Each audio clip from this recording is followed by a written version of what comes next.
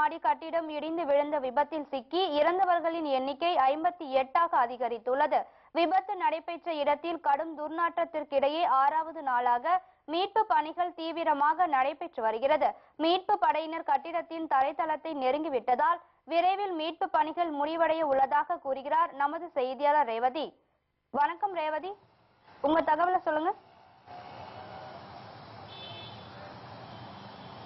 6வது நாளாக கட்டிட விபத்து நடைபெற்ற இடத்தில் மீட்பு பணிகள் தொடர்ந்து நடைபெற்றும் வேளையில் 58 பேர் இதுவரை உயிரிழந்துள்ளனர்.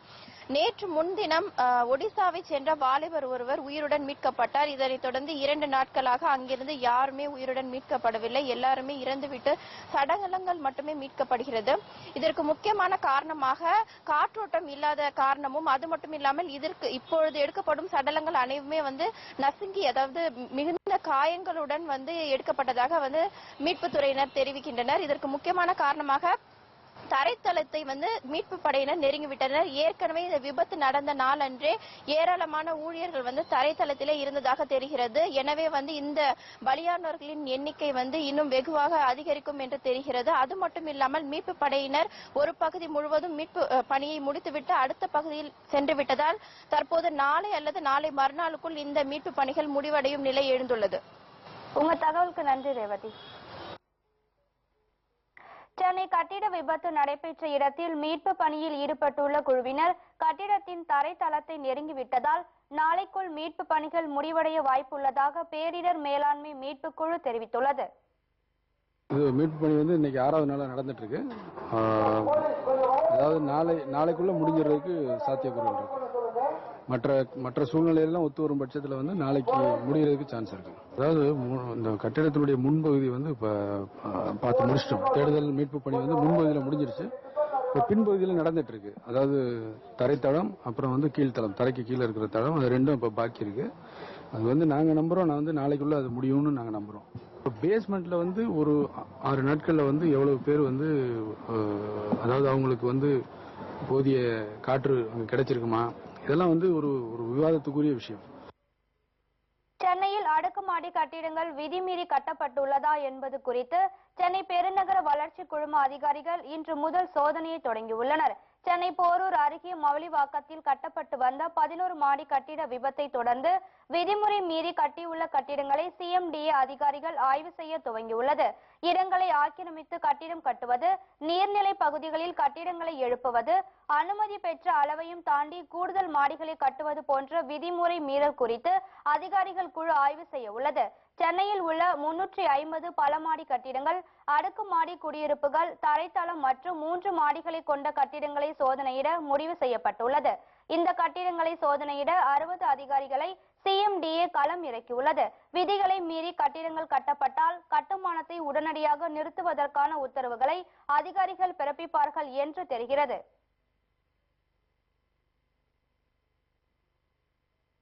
சென்னை கட்டிட விபத்து குறித்து விசாரணை நடத்த ஓய்வு பெற்ற நீதிபதி தலைமையில் ஒரு நபர் கமிஷனை அமைத்து தமிழக அரசு உத்தரவிட்டுள்ளது.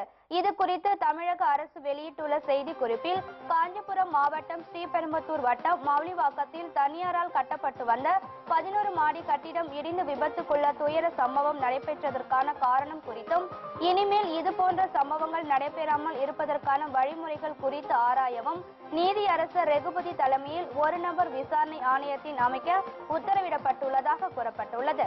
இந்த ஆணையம் துயர சம்பவத்திற்கு காரணமான அனைத்து அம்சங்கள் மற்றும் சூழ்நிலைகள் குறித்து ஆராயும் என கூறப்பட்டுள்ளது. விபத்து சம்பவம் யாருடைய அலட்சிய போக்கினால் நடந்தது என்பதை கண்டறிந்து அதற்கு பொறுப்பானவர்களை இந்த ஆணையம் முடிவு செய்யும் எனவும் குறிப்பிடப்பட்டுள்ளது.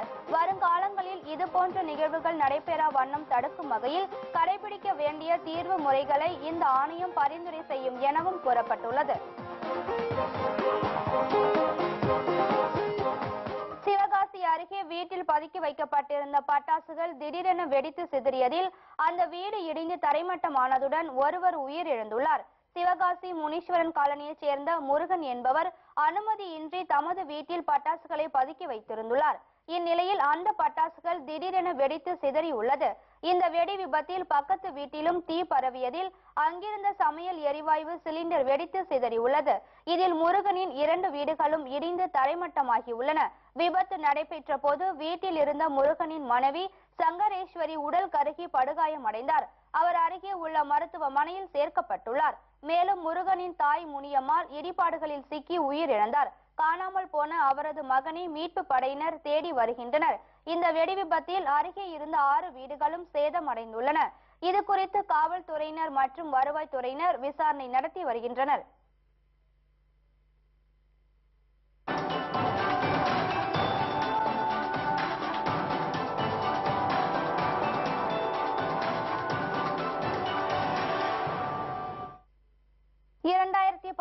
ஆண்டு சட்டசபை தேர்தலை எதிர்கொள்வது குறித்து தமிழகம் முழுவதும் தொண்டர்கள் மற்றும் நிர்வாகிகளுடன் ஆலோசனை நடத்தி வரும் கேப்டன் விஜயகாந்த் இன்று வேலூர் மாவட்டத்தில் நிர்வாகிகளுடன் ஆலோசனை நடத்தி வருகிறார்.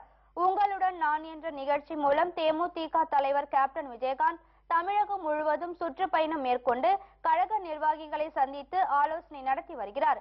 அதன்படி கடந்த 26ஆம் தேதி கோயம்புத்தூரில் தனது பயணத்தை தொடங்கிய கேப்டன் திருப்பூர், நீலகிரி, கரூர், நாமக்கல், சேலம் ஆகிய மாவட்டங்களில் தேமுதிக நிர்வாகிகள் மற்றும் கழக தொண்டர்களை சந்தித்து ஆலோசனை நடத்தினார்.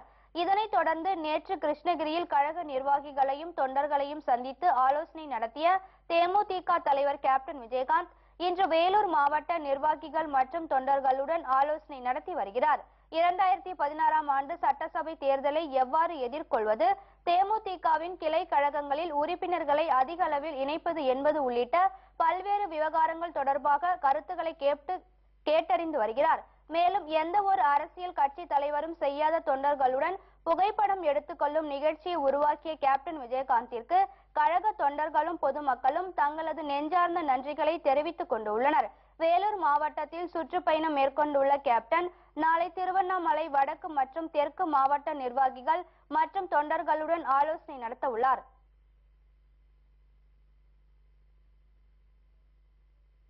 இந்திய எல்லையில் ஊடுருவ முயன்ற தீவிரவாதிகளுடன் இந்திய ராணுவம் நடத்திய தாக்குதலில் 3 தீவிரவாதிகள் சுட்டுக் கொல்லப்பட்டனர்.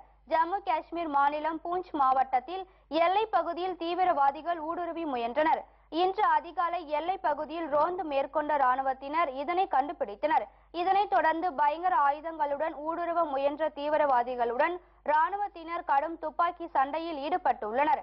இந்த சண்டையில் இதுவரை 3 தீவிரவாதிகள் சுட்டுக் கொல்லப்பட்டுள்ளதாகவும் தொடர்ந்து சண்டை நீடித்து வருவதாகவும் ராணுவ கர்னல் முனிஸ் மேத்தா கூறியுள்ளார்.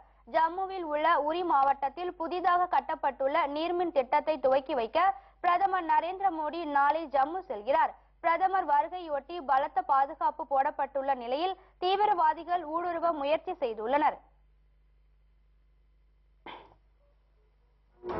சிறிய விளம்பர இடைவேளைக்கு பிறகு மேலும் பல செய்திகளை காணலாம். தொடர்ந்து இணைந்திருங்கள் நமது கேப்டன் நியூஸ் தொலைக்காட்சியுடன்.